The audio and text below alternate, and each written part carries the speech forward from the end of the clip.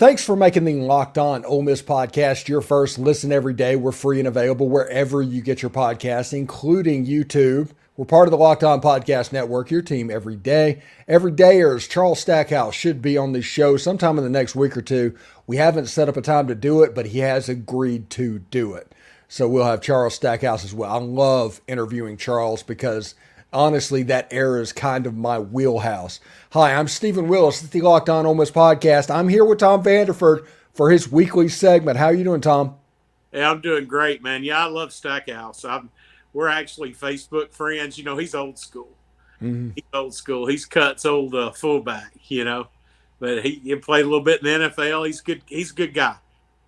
Yeah, and he put a tweet out the other day talking about the 7 overtime game with Arkansas, that infamous game, and I replied back to him. It was like, hey, Matt Jones was like the road runner, and we were Wile E. Coyote that night.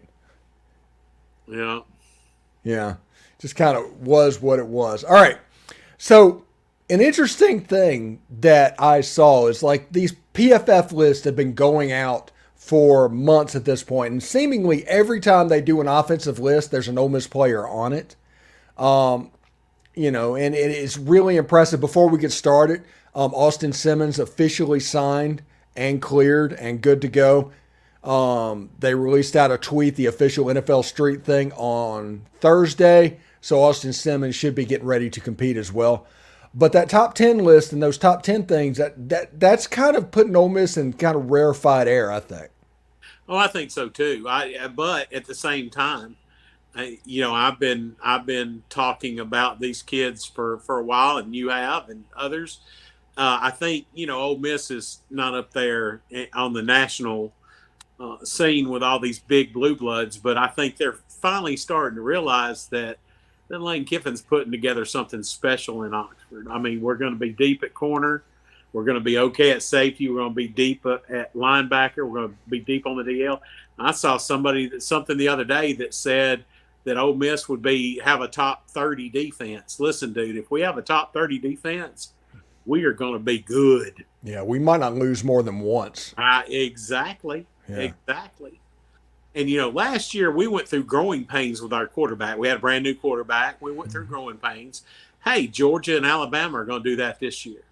Mm-hmm. So, they're going to have growing pains. State's going to have growing pains. They're going to a whole new offense. Auburn's got new everything, so they're going to have some growing pains. So I don't think people not everybody gives us the credit. Of course, we're going to have to go out and earn it.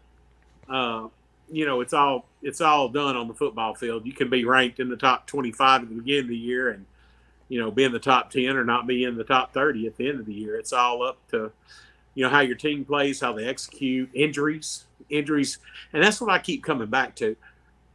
I've never seen it to where next man up for a lot of positions is somebody just as good.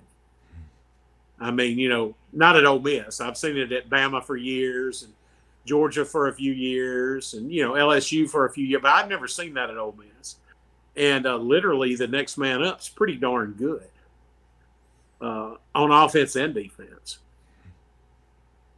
Yeah, and if you look at it, it's really weird. But I do think it's weird because you look at these top 10 lists, and there's always an Ole Miss player on it.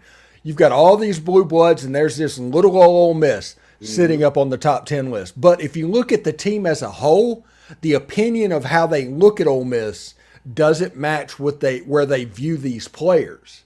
And I think a lot of that is just because I have an opinion there's no such thing as blue bloods. I have an opinion that media members just have a list of 8 to 10 teams that they can always put on the list because they don't have the mental capacity, the storage to actually break down 130 teams in college football. So Notre Dame is always going to be in the top 5, whether they deserve to be or not, just because people don't have the chance to get in depth with that. They have kids, they have school, they have parent-teacher conferences, all these things that are on the outside that they can't devote all their time to. And in this case, I think it's working against Ole Miss because if you look at the individual pieces on Ole Miss's team and how they fit together, all of a sudden it doesn't match where they sit up in their rankings because you see them in the lower part of the top 25 if they're ranked. I think I saw one that they were like preseason ranked in the 30s, and it just doesn't compute those two things to me. Well, yeah, and it just I'm going to liken it to politics. They placate to their audience. The news does the same thing, and it's the same way. I mean, ever since I've been a little kid, Ohio State, Michigan, Notre Dame, they've always been up at the top, and I think it's just because those are huge states with huge populations, and that's just one thing. I've said this before. I'll say it again. Ohio State's in the SEC. They lose 3 ball games a year. Mm-hmm. Well, I would agree with that. How beat up you get. One of my friends at work today was telling me about one of his cousins said that the first year Texas is in the SEC, they're going to go 11-1 or 12-0, and I'm like, dude, you guys can't even handle the Big 12. I mean, I don't think they understand the beatings that teams take week to week in the SEC. That's part of whenever I do these game previews, and the part of the reason Tom has been moved into a weekend segment is because in the afternoon, these game previews are going on. But part of when I do that, in every game, I show you where the Ole Miss game sits in their schedule, the other team's schedule, because that is very important. Like, we look at the fact that Auburn is going to be a trap game. I think it's going to be a trap game. I think Hugh Freeze has circled that game. But then you look at Auburn's schedule, they play them after Georgia and after LSU. Those are the 2 games before the Ole Miss game. So I think that is an important part that people need to realize, especially whenever they're playing games on paper. Yeah, I would be thrilled if we won 2 out of 3 of those 3 games. Thrilled. And Hugh's going to have everything in the tank for us. And it's not like when he was at Liberty. He's got SEC caliber athletes, so it's going to be a little bit different. And Ole Miss and Hugh parted on bad terms, but he's the one understatement of the year. Stage. He's the one that put us on the national stage.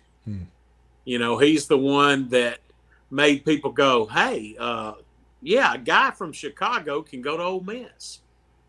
So I think that's helped a lot.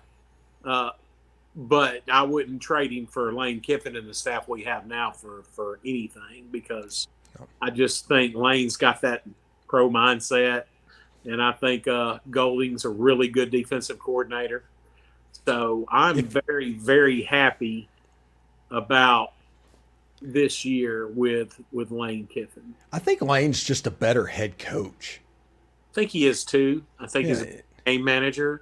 I'm not picking on Hugh Freeze. Like I said, I love him, but I don't think we're going to see a 300-pounder at the 3-yard line trying to run the ball in the end zone. And some of the other weird stuff that we did. But don't try the Treadwell pass until it works. Yeah, exactly. It just, I think he's a little bit more. I wouldn't say he's a better offensive mind, Lane, but he's a more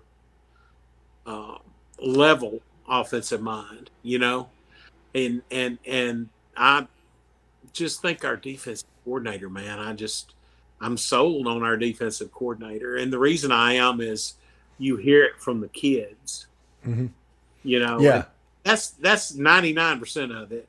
If the kid's buying, I've never seen a Shawnee Sistrunk so pumped. This is his 5th year at Ole Miss. I've never seen him this pumped.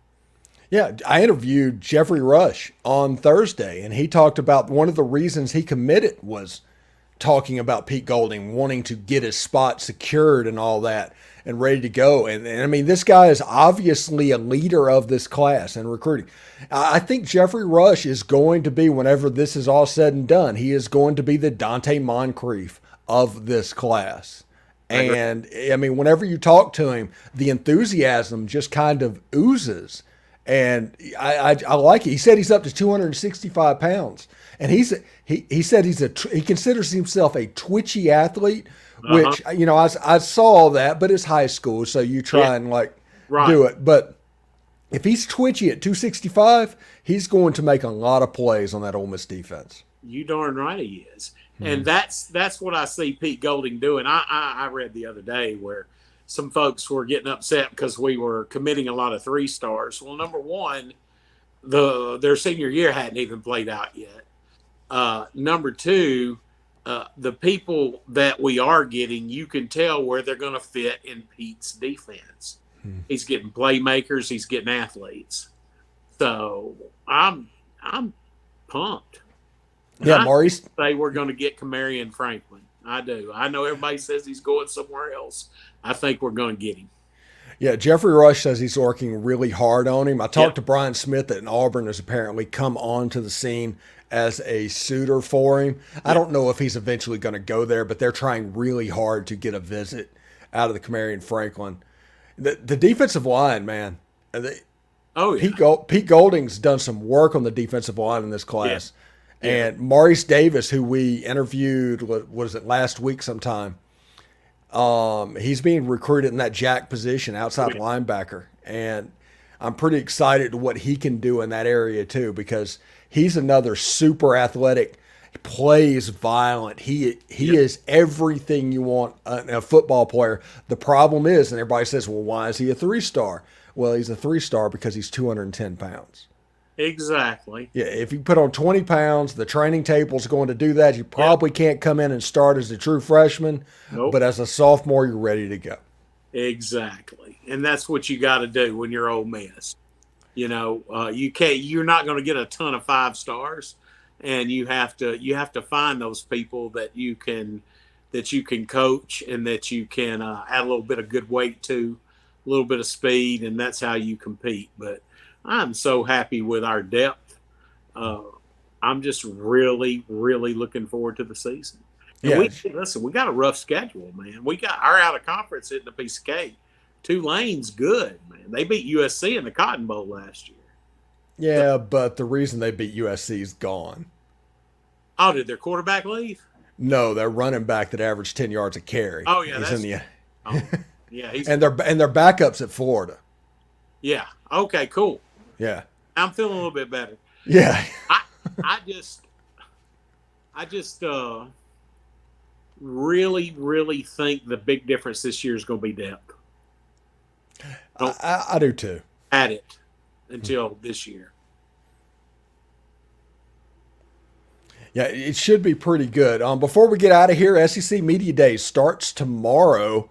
What are the storylines that you're going to be paying attention to as next week happens? Oh, I just want to look at I just want to check with the Ole Miss kids. Quinshon's going to be there, and I'm looking forward to him. I think that tells us something about Lane, how he's keeping his cards close in his pocket on the quarterback thing, that he didn't bring Jackson, he brought Quinshon instead. But Big Cedric, I'm glad he's going. And I'm just looking forward to seeing the Ole Miss thing. Now, I enjoy watching some of the coaches because they kind of crack me up. We've got some comedians. I'm going to miss Mike Leach. I don't think Arnett's going to be Mike Leach like, although I am looking forward to seeing kind of how he handles himself in that situation. But yeah, I really enjoy the SEC Media Days. Should be good. I will have the TV tuned to the SEC Media Days almost all the way through it. It's going to be that, and like Tigers broadcast is going to be my TV schedule next week. But thank you, Tom, and thank you for making the Locked On Ole Miss podcast your first listen every day. We're free and available wherever you get your podcast, including YouTube. We're part of the Locked On Podcast Network, your team, Ole Miss, every day. Thanks again to Tom Vanderford for stopping by for his weekly segment as well. We'll talk to you next week, buddy. Hey, hotty toddy, everybody. Hotty toddy.